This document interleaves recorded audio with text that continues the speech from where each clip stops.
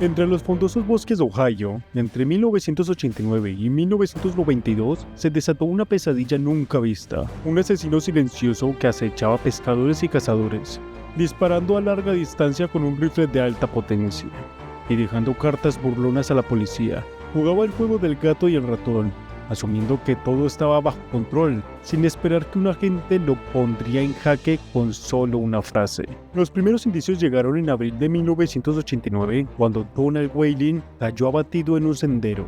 Un año y medio más tarde, Jamie Paxton fue hallado en un campo, víctima del mismo modus operandi. Un disparo certero a quemarropa, sin testigos ni casquillos. La prensa local hablaba de muertes en la soledad del bosque, pero nadie sospechó que los crímenes formaban parte de una misma firma letal. Para el 17 de noviembre de 1990, la tragedia tocó de cerca a un hombre llamado Jeff Titus. Dos cazadores fueron encontrados muertos a escasos metros de los límites de su propiedad en el Parque Estatal de Fulton. La policía, convencida de haber dado con su hombre por la proximidad del arma a la finca y la experiencia militar de Titus, lo detuvo y lo condenó a cadena perpetua. Mientras él lloraba su inocencia tras los barrotes, la verdadera pesadilla siguió su curso imparable. Más de un año después, en marzo de 1992, apareció el cuerpo de Claude Hawkins, junto a la presa de Will Street. Padre de familia y amante de la pesca, Hawkins había recibido un único disparo por la espalda sin advertencia alguna. El patrón resultó inconfundible: el mismo rifle, el mismo acecho solitario, la misma ausencia absoluta de pistas. Esto confirmaba que había un asesino en serie suelto en las calles de Ohio. Cuando el FBI comparó casos, encontró notas enviadas por el asesino, en las que se vanagloriaba de burlar a las autoridades. Si vas a cometer un crimen infame, coge una AK-47, 10 cargadores y hazte con cientos de víctimas. Aquella misiva, más que una amenaza, era la confesión de un maestro del engaño, convencido de permanecer siempre un paso por delante de los agentes. La investigación dio un giro dramático cuando un familiar del asesino real vio la fotografía de un sospechoso en los periódicos.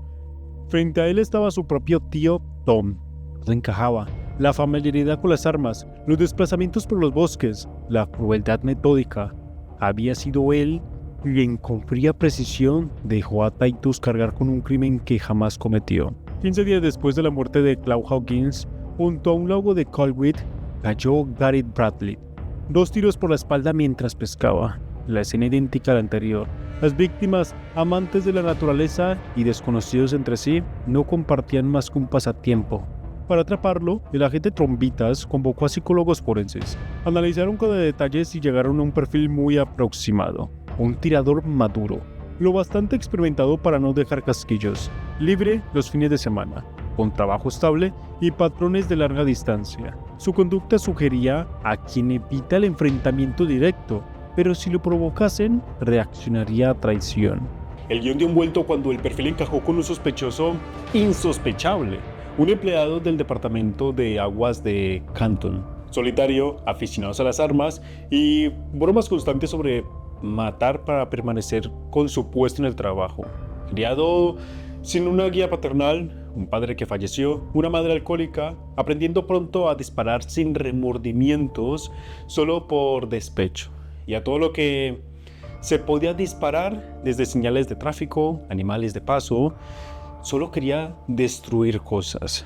Pero estas palabras cayeron en oídos de un amigo que comunicó a las autoridades que tal vez su amigo de toda la vida, John Dillon, se había convertido en el asesino de las calles de Ohio. Pero como es evidente, estas declaraciones no eran suficientes como para poder arrestar al sospechoso, ya que no tenían nada en su contra. Solo era una persona un poco rara, con comportamientos raros, pero nada en su contra. Hasta que un día, en medio de esa asfixiante potencia, llegó una carta al Times Reader. Un autor anónimo se proclamaba asesino de Jamie Paxton y se burlaba de la policía con un escueto: nunca podrán descubrirme, soy muy listo al no dejar pistas. Revelaba dónde y cómo había matado, incluso el motivo, pero se negaba a desvelar quién era, reservándose ese dato como única garantía de su propio espectáculo. La carta no era solo un truco para engañar a la policía, sino un dardo clavado en el corazón de las familias destrozadas. Mientras él se regodeaba en su anonimato, el miedo empezó a colarse en cada campamento de cazadores y pescadores de la zona, convencidos de que con la próxima temporada aquel cazador regresaría al bosque. El perfil de Dillon encajaba también con antecedentes de violencia latente. Desde niño disfrutaba matando ranas en el bosque. En la madurez pasaba de destrozar señales de tráfico y contadores de agua a demonios más grandes. Una vez derribó de un solo disparo de ballesta a una vaca que pastaba junto a un campo, quedando como el presunto asesino, y desplegando una continua vigilancia por un agente veterano, Henry Trombitas. Cada sábado por la mañana, Dillon compraba una cerveza y recorría caminos secundarios, siempre al acecho de un nuevo blanco, un poste de luz, un perro, un inconsciente transeúnte. Aunque las autoridades documentaron numerosas fechorías, carecían aún de pruebas directas que lo vincularan a los asesinatos, y la orden de arresto tardaba en llegar. Pero el momento decisivo se produjo un fin de semana. Un dron de vigilancia siguió el vehículo de Dillon hasta topar con una mujer sola, corriendo por el arcén. El coche redujo la velocidad hasta detenerse, y en ese instante, durante un segundo suspendido en el tiempo, pareció decidirse disparar o marcharse. Optó por lo segundo, pero los agentes comprendieron que el cerco debía cerrarse de inmediato. Sin vacilar, dieron la orden de intervenir, detener a Dillon allí mismo. Era la única forma de evitar que volviera a apretar el gatillo y sumara una nueva víctima a su macabro registro. Un cargo menor, posesión ilegal de armas. Bastó para mantenerlo tras las rejas, pero Dillon no buscaba un abogado, pedía interlocutores. Su meta era sencilla y macabra a la vez. Descubrir cuánto sabían los agentes era lo que más le interesaban, el permanecer dentro de ese juego del gato y el ratón, el poder intercambiar veredictos y poder sentirte importante, solicitando constantemente hablar con el agente a cargo, especialmente, ya que le causaba una cierta emoción tener a un cazador frente a frente solo para vacilarle y darle largas, con la intención de ver cierta desesperación en sus ojos. Un agente colocó sobre la mesa un mazo de fotografías, rostros pálidos, manchas de sangre, cuerpos abandonados. Al pasar cada imagen, Dillon apartaba la vista con fingida repulsión, mascullando un "no más", que sonaba como casi teatral. En su interior, sin embargo, bullía el orgullo de quien crea auténticas obras de terror. Sin pruebas forenses que lo ligaran al crimen, el interrogador cambió de táctica. En lugar de acusarlo, le ofreció una salida. Que seguro es un hombre bueno con un lado malo, que emergía cuando bebía y se ponía al volante. Tal vez una doble personalidad. No era la primera vez que sucedía en la ciudad y más en el país. Es normal que estos casos fuesen bastante llamativos y sobre todo complejos, buscando siempre recursos en personas que tuviesen conocimientos psicológicos en este campo. Pero Dillon, con voz serena y mirada gélida, respondió una y otra vez: "No he matado a nadie. He cometido estupideces, sí, pero matar jamás". Retó al equipo a demostrar su culpa, como si aquel cuarto fuera un tablero de ajedrez en el que cada palabra fuera una pieza. La conclusión fue inapelable. Ningún testigo, ninguna huella, ninguna admisión que atara al sospechoso a la escena del crimen. Sin pruebas suficientes para incriminarlo por asesinatos, Thomas Dillon parecía a salvo. Su único cargo, posesión ilegal de un arma. Pero los agentes buscaban al propietario de un Mauser sueco, aquel rifle que fue usado para asesinar a varios cazadores. La investigación dio un giro cuando un informante confirmó que el arma había sido vendida por Tom Dillon en una feria de armas. El FBI la analizó y la identificó como la misma arma que había silenciado a 2 víctimas. Fue entonces cuando el agente Trombitas tomó la delantera. En un interrogatorio sin precedentes presentó el rifle sobre la mesa y con voz firme dijo ante Dillon: "Yo mismo te mostraré el camino hacia la cámara de gas si no me cuentas la verdad detrás de este rifle". La arrogancia del sospechoso se quebró y por primera vez su voz sonó temblorosa. A ver, no quiero acabar en el corredor de la muerte. Ya está, te lo contaré todo. La fiscalía no vaciló. Le ofreció un trato: declarar los 5 homicidios en Ohio a cambio de renunciar a la pena capital.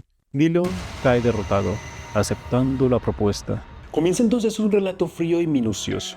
Habla de Kevin Loring, a quien mató de un solo disparo entre los ojos. No fue planificado, confesó, simplemente se le ocurrió, describiendo los eventos de una forma tan vívida como cuando la gorra salió despedida a 6 metros de su víctima. Esto fue un instante que quedó marcado para la gente el resto de su vida, y luego llegó el caso de Gary Bradley, un pescador que, al levantar la mano como forma de saludo, modales, un compañero de pesca, nunca llegó a imaginar que un cañón estaba sumando tras su espalda. Fue una sorpresa. Dillon no veía a las personas como tal, sino como presas, conejos, serpientes, insectos, nada más, narrando los sucesos sin pizca de remordimiento. Era una persona extremadamente cínica. Pero aún había más. Mientras revisaban viejos archivos, surgió un tiroteo en 1980. Un hombre en su sillón, el disparo, el estruendo de la bala partiéndose en 2 fragmentos alojados en la espalda, sobreviviendo milagrosamente, y 2 cazadores muertos en Michigan, asesinados que parecían encajar en el patrón. Sin embargo, Trombitas descartó su implicación. Aquellos crímenes no eran obra de Dillon, terminando con la culpa un hombre que encontró un arma oxidada en su casa. 3 días después, la policía tocaba a su puerta. Lo acusaban de 2 asesinatos que él jamás había cometido. Jeff Titus terminó cumpliendo una condena de 22 años en prisión. Tiempo después muestran a Titus un retrato robot del culpable. Para sorpresa de todos, un sorprendente parecido con Thomas Dillon, no con él. Dillon alardeaba de asesinatos extraoficiales, como de cazadores abatidos en el bosque, prostitutas en paraderos de camiones, historias contadas sin rastro de culpa, pero que quería contar, sobre todo porque no había contado sus inicios, su época joven. Hasta que en 2023, un equipo de periodistas judiciales da con 30 páginas inéditas. Todas señalan a Dillon como autor de 2 crímenes por los que Titus pagó 22 años de cárcel. Pero no investigaron hace 22 años los agentes a cargo porque ya había un hombre pagando la condena por esos crímenes y no querían gastar más recursos. Thomas Dillon murió entre rejas en 2011, sin responder por esas víctimas que confesó a destiempo. Titus, por fin liberado, guarda la cicatriz de 2 décadas robadas. A día de hoy, sueña con hacer frente a quienes miraron hacia otro lado y permitieron que un asesino en serie se saliera con la suya.